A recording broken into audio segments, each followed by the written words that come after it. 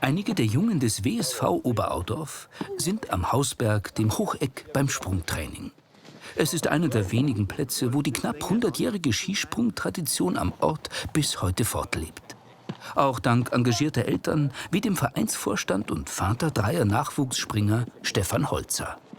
Es gefällt uns natürlich auch, wenn sie da Spaß dran haben. Und es ist ja auch was Besonderes, das Skispringen, muss man schon sagen. Genau. Warum denn?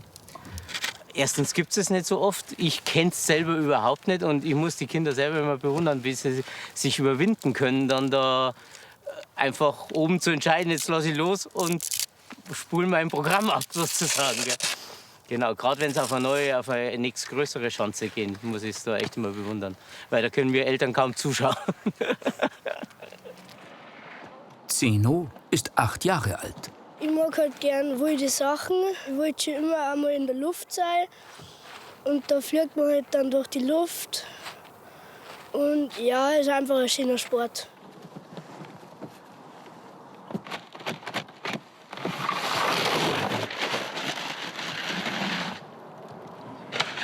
Auch der Trainer ist hier groß geworden und war einmal Zweiter in Oberstdorf, Sepp Heumann. Früher haben wir wesentlich mehr Springer gehabt, das stimmt schon. Wir haben auch mehrere Schanzen gehabt. Es zentriert sich jetzt immer auf wenige Orte.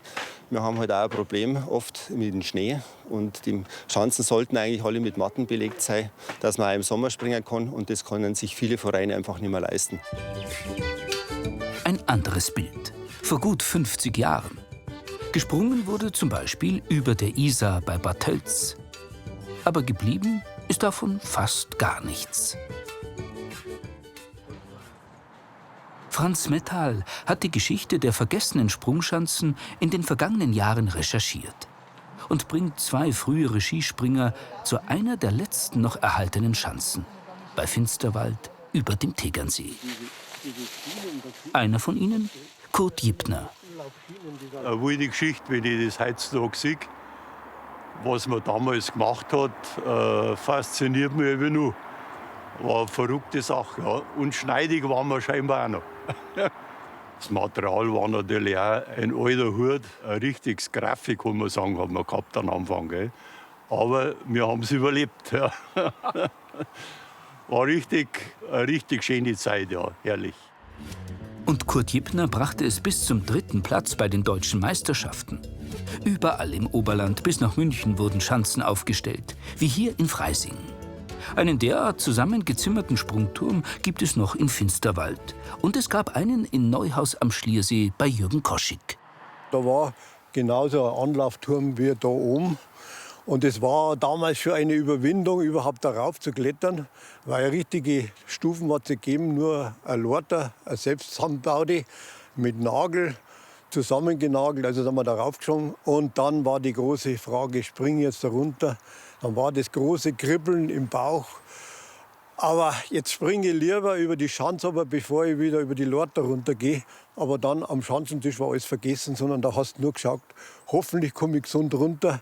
Und dann war das Schlimmste dann der Aufsprung. Und dann hast du halt geschaut, dass du ohne Sturz durchkommst. Ein Wintersport-Abenteuer. Skilifte gab es damals noch kaum. Die Mobilität war begrenzt, also ging man Skispringen. 33 Schanzen hat Franz Mettal aufgespürt. Von den meisten ist nichts mehr zu sehen. Dabei waren es legendäre Schauplätze.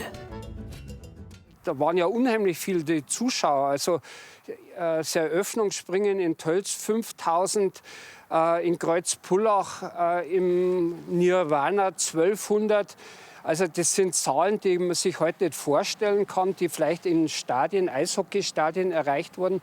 Und das ist draußen passiert und das ist alles weg, alles weg. Heute braucht jeder Langläufer eine vom Pistenbully gespurte Spur, sonst fängt er gar nicht an. Und das kann man sich gar nicht mehr vorstellen, mit wie wenig Mitteln die das einfach auch hochkarätig betrieben haben. Also die sind ja bis Olympia gekommen. Der Olympiaberg von Icking erhebt sich am Isar-Hochufer. Bis heute wird der Hang gemäht. Der langjährige Vorstand der Wintersportvereinigung Isartal, Hans Dondl, kümmert sich darum, dass dieses Sportdenkmal als eines der wenigen im Oberland erhalten bleibt. Da sieht man jetzt gleich noch mehr. Schau her, da, der Wintersport da hinten. Und da waren die Kampfrichter herum. Für die schlechten Springer hat man das nachher 4 gezogen. Ja, weil das sind ja 1973 war das letzte offizielle Springer da vom Bayerischen Skiverband. Da bin ich auch mitgekupft. Da waren ungefähr 35 Springer. Ich habe gar keine Sprungski gehabt. Ich hätte es, glaube ich, gar nicht können mit den Sprungski. Ich bin mit den Riesenslalom-Ski gekupft.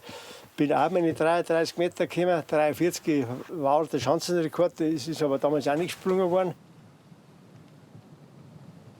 Damals war das eine Sensation, wenn einer 40 Meter gekupft ist. Heute interessiert das eigentlich keinen mehr. Nur die Großschanzen, das sieht man. Sogar Hindelang oder Nesselwang zum Beispiel haben keine Chance mehr. Und bei uns im Oberland auch so viele Orte, die jetzt früher nicht gehabt haben. Der Trend ist einfach, und dann ist mit den Verhältnissen mit Schnee und so weiter, brauchst du überall natürlich heute einen Kunstschnee. Und das ist der Aufwand einfach zu groß. Einst aber war die Rivalität unter Nachbarorten so groß, dass etwa Icking und Dietramszell wechselweise beim Nachtspringen das Licht ausgeknipst haben, wenn der jeweils beste Sportler des Gegners gerade in die Anlaufspur ging. So wurden an den heute vergessenen Orten bayerische Sportgeschichten geschrieben. Als er ein letztes Mal in Finsterwald antrat, war die 3-jährige Tochter von Kurt Jippner im Publikum. Der erste Sprung, glaube ich, der war so weit, da runter ins Knack, wo der Hang schon fast wieder flach war. Und da hat es mich fürchterlich geschmissen. Und meine Tochter hat mir aber trotzdem zugejubelt. Also war irgendwie spaßig einfach, ja.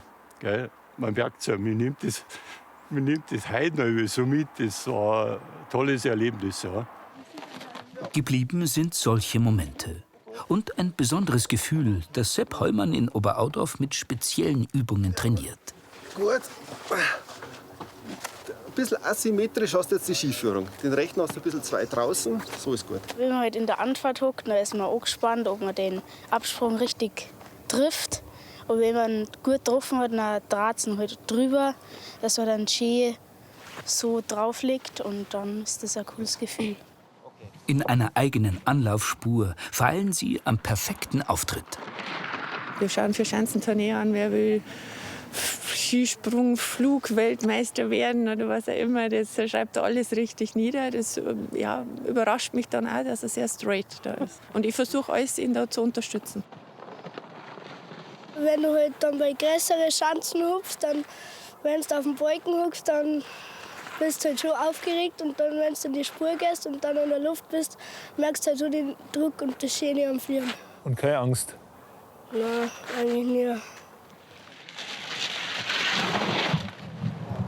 Ob wir einen von ihnen in einigen Jahren bei der Vierschanzentournee wiedersehen?